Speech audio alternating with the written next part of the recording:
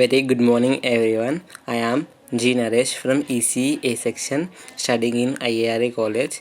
This is a PPT of microwaves and antenna subject. The topic is my topic is about an overview of underwater time reversal communication. Let's get into the topic. The underwater time reversal communication is a technique for transmitting data through the water using acoustic signals that have been time reversed. The technique takes advantage of the fact that sound waves in the water are subjected to a phenomena known as multipath propagation, in which a signal can take many different paths between the transmitter and receiver due to the reflection and refraction and diffraction. Underwater acoustic channels are characterized by large multipath spreads resulting in the intersymbol interference. ISI is the context of acoustic communication that degrades the quality of the received signal and requires compensation.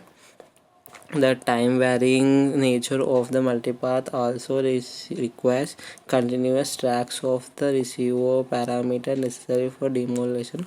The available bandwidth in UWA channels is limited due to the severe frequency demand dependent attenuation of the physical medium. In the early 2000s, a time reversal based approach was proposed for phase coherent communications, a spin-off all the decade-long research on TR physics.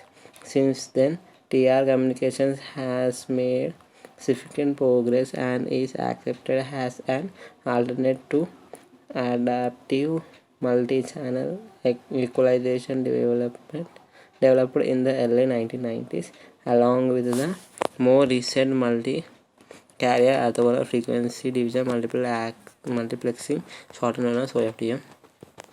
Active downlink versus passive uplink.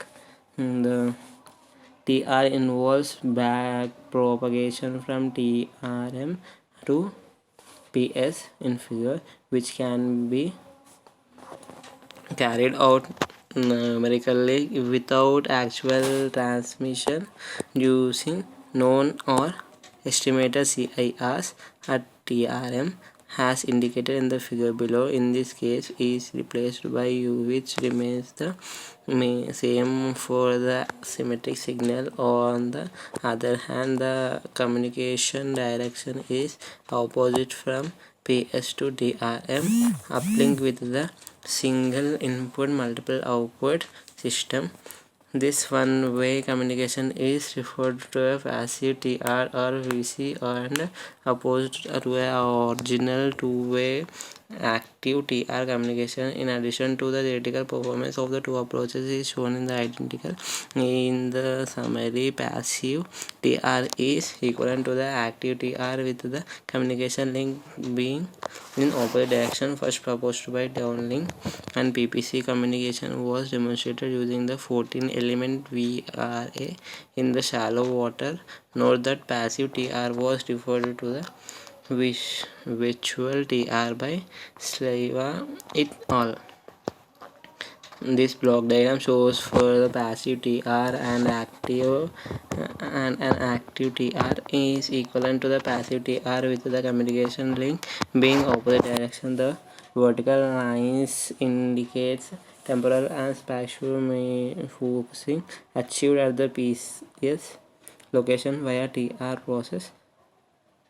Subsequently, TR can be followed by a single channel equalization to further remove residual ISI, offering nearly optimal performance. In the practical, active TR is both expensive and difficult, if not impossible, to implement, since it requires a number of transducers that can both receive and transmit the signal, and usually there are considerable lengths of time between the reception and the PS signal and the retransmission of the communication message composed by TRM allow for the channel environment to vary the potential valid and the stationarity assumption. A common source of confusion is to assume that the TR-based communications only refers to a active downlink multiple input single output communication, since it originated from the TR physics described in the section 2. However, the TR concept is equally applicable to the one-way passive uplink SIMO communication in the figure with the same theoretical performance, as will be addressed in the section D. Has invaluable benefits of passive TR, and PPC is capable of handling time varying channels effectively on the fly. Time reversal communication: the performance of the TR depends entirely on the behavior of the function, and thus it can be decided to have the function that approaches a delta function to minimize the ISI.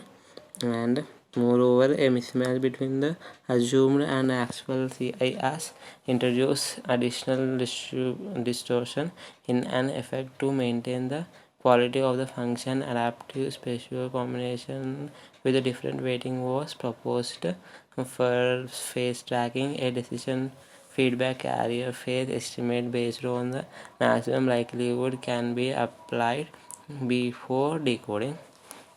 3R with equalizers. Despite to the proof of the concept, it was clear that TR alone would be far from being optimal, since Q of t is not equal to del of t. Using theoretical performance bonds showed that the TR performance would saturate due to the residual ISI with increasing signal to noise ratio. And further, examine the variances of the symbol estimate for these different approaches, including a linear equalizer, and showed that sigma of TF square is less than or equals to sigma square of LE, and less than or equals to sigma square of TR.